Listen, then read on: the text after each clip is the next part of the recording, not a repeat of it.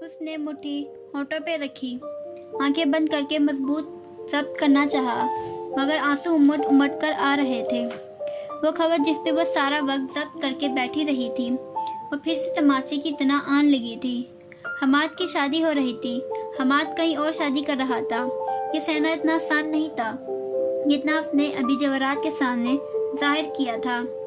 گردن چکائے، ہاتھ ہونٹوں پہ دبا کر رکھے، وہ مسلسل بند آنکھوں سے آنسو روکنے کی کوشش کر رہی تھی۔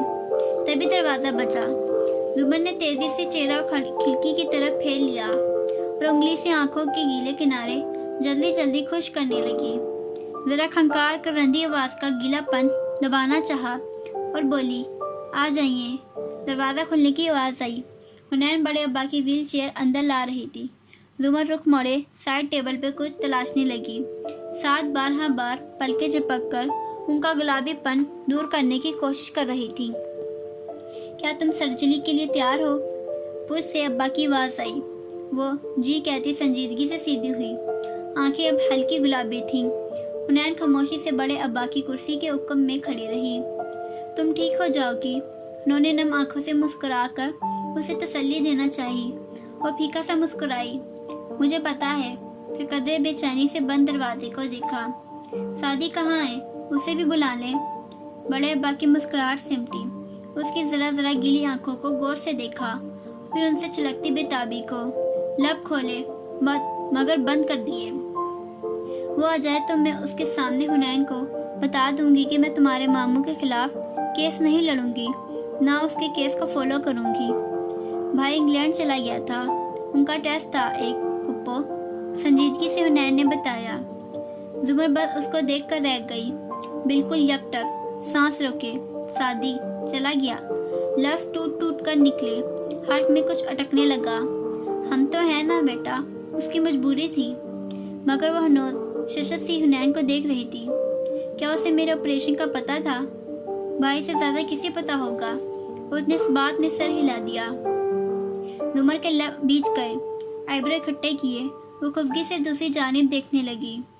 ندرت بھی آنے والی ہے، ہم سب تمہارے ساتھ ہوں گے سرجری کے دوران۔ سعدی بھی کال کرتا رہے گا۔ کال کرنا پرواہ کرنے کے مترادف نہیں ہوتا ابا، مگر وہ لفظ سے یہ دوسری جانب دیکھتی رہی۔ انہیں ناگواری سے پلٹ گئی، اس کا دل ہر شے سے اچاٹ ہو رہا تھا۔ وہ باہر آئی تو سعدی منتظر کھڑا تھا۔ وہ خاموشی سے اس کے ساتھ جا کھڑی ہوئی، دونوں کی پشت دیوار سے لگی تھی اور نظریں سامنے تھیں۔ کیا آپ ایک دفعہ ان کو خدا حافظ کہنے بھی نہیں جا سکتے تھے؟ میں نے ان سے بہت بدتمیزی کی تھی، اب نہیں سامنے جاؤں گا۔ وہ میری شکل دیکھ کر دل کی بات جان لیں گی تو پھر زبان کی بات کا یقین کیوں نہیں کرتی؟ پھر ذرا نرمی سے بولی، اسے مل ہی لیں۔ سعدی نے سر کو دائیں بائیں ہلایا۔ او نو، مجھے ڈر ہے ان کے سامنے جا کر میں رونے لگ جاؤں گا۔ گویا حنین کا دل کسی نے دبا دیا ہو۔ اس نے بے اختیار مڑ کر سعدی کا چہرہ دیکھا۔ وہ اداسی سے سامنے دیکھ رہا تھا، جینس پہ آدھے تین کی میرون شرٹ، چھوٹے کٹے بال جو سامنے سے سیدھے اور سر کی پوچھ سے گھنگریالے تھے، چہرے پہ چھایا معصوم سا تعصب۔ آپ انگلینڈ جانے کے بعد پہلی دفعہ آئے گھر تو ہم سب نے کہا کہ آپ بدل گئے ہیں، پہلے سے زیادہ اسمارٹ اور عقل مند، مگر آپ تو آج بھی ویسے ہی ہیں۔ سعدی نے نظریں پھیر کر سوالیہ انداز میں اسے دیکھا۔ معصوم؟ وہ اداسی سے مسکرائی تو وہ بھی مسکرایا۔ معصوم کیا یہ میرا دوسرا نام ہے؟ پہلا کیا تھا؟ ہمارا سعدی۔ اور وہ دونوں ہنس پڑے۔ اداس سے ماحول میں زندگی کی کوئی تال کسی نے چھیڑی تھی۔ علیشہ کا کچھ پتہ چلا؟ اس سوال پہ حنین کی ہنسی تھمی، سر نفی میں سر ہلایا۔ میں نے اس کی ساری میلز اور میسیجز بغیر پڑھے مٹا دیے، ہر جگہ سے اسے بلاک کر دیا۔ اس نے مجھے دھوکہ دیا ہے، میں دوبارہ اس سے کبھی بات نہیں کرنا چاہتی۔ تم نے صحیح کیا۔ اور آپ نے دیکھا کس طرح وہ اپنا بیان بدل کر چلی گئی۔ اس نے میرا غصہ ماموں پہ اتار دیا۔ شاید میں اس کی کال اٹھا لیتی اگر مجھے نہ پتہ چلتا کہ اس نے اپنی گواہی بدل دی ہے۔ اپنے باپ سے مسئلہ تھا تو ان تک ہی رکھتی، مجھے کیوں درمیان میں لائی؟ وہ سخت سنجیدہ لگ رہی تھی۔ چلو اب تم دوبارہ ہاشم بھائی سے اس بارے میں کوئی بات نہ کرنا، ان کا اس سے خون کا رشتہ ہے، وہ لوگ ایک دن پھر اکٹھے ہو جائیں گے، ہم درمیان میں کیوں آئیں؟ وہ نرمی سے سمجھاتے ہوئے کہہ رہا تھا۔ हुनैन बेदिली से सर हिलाती रही। उसने कहा था, चूटियाँ इंतकाम लेने पे आए तो उन्हें कोई नहीं हरा सकता। मगर फिर वो क्यों हार गई भाई? उसको बगैर पैसे दिए हाशिम भाई ने भेज तो दिया ना वापस। बस एक यही उलझन थी जो उसे सता रही थी। सादिक कुछ देर को बिल्कुल खामोश होकर सोचता रहा। हुनैन मुंतजर थी। क्या तुम सारा वक्त ड्रामे देखती रहती हो या कुरान भी पढ़ती हो? जैसे इंग्लैंड जाने से पहले हम इकट्ठे पढ़ते थे। क्या भाई, पढ़ती हूँ ना? एकदम बहुत सुस्ती से कहते हो। वह इधर उधर देखने लगी। और क्या तुम्हें वो सूरतें याद है जो हमने हिफ्ज की थी? हुनैन ने उंगली से कान के पीछे बाल खुजाए। जी याद है, मैं ज़रा सा दोहरान कर सुना सकती हूँ, कहीं वो अभी के अभी सुनने ही ना ले। बहुत अच्छा।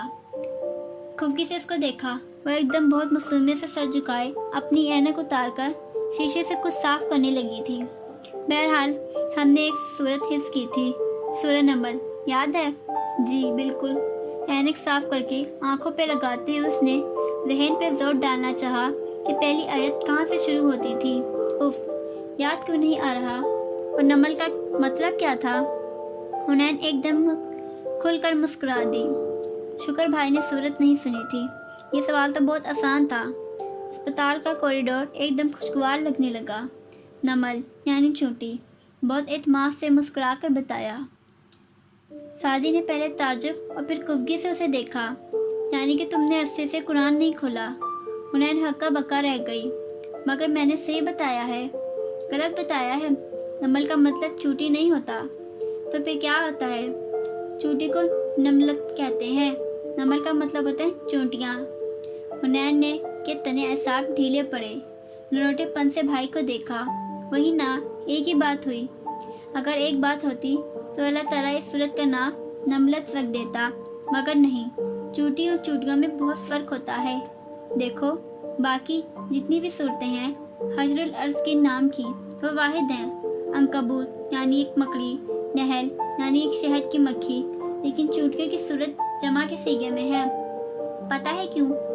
उसने अभी अभी की सोची गई बात बहुत एक्साइटेड होकर कही। वो बहुत ध्यान से सुन रही थी। बेताबी से बोली, क्यों? क्योंकि अकेली चूटी होती ही नहीं। कभी देखी है अकेली चूटी? ओ नो, चूटियाँ हमेशा अपनी कतार में अपने खानदान के साथ होती हैं। अकेली हार जाती हैं, पैर तले मसली जाती हैं, और जो इकट्ठी होती हैं वो कभी नहीं हारती। अलीशा अकेली थी और तुमने भी उसकी मदद नहीं की, तो वह कैसे जीत सकती थी? वह खामोश हुआ तो हुनैन बिल्कुल चुप सी हो गई। अगर मुझ पे पहले भरोसा करती तो मैं उसकी मदद करती, मगर अब मैं उससे ला ताल्लुक रहना चाहती हूँ। तुम्हें ऐसे ही करना चाहिए। दोनों फिर से खामोश हो गए। मगर वो मेरी बेस्ट फ्रेंड थी, अब वो नहीं है। ओप्पो ने भी मुझे अकेला कर दिया। चलो, मैं भी तो हूँ ना तुम्हारा बेस्ट फ्रेंड। वो नरमी से मुस्कुराया तो हुनैन भी मुस्कुरा दी और ज़रा सी भाई के करीब खिसक आई। कंधे से कंधा मिला। हुनैन की छोटी उंगली से उसकी छोटी उंगली टकराई। एक तहफ़्फ़ुज़ का एहसास। कोई नहीं होगा, तब भी भाई होगा। मरते दम तक, आखिरी सांस तक भाई साथ रहेगा।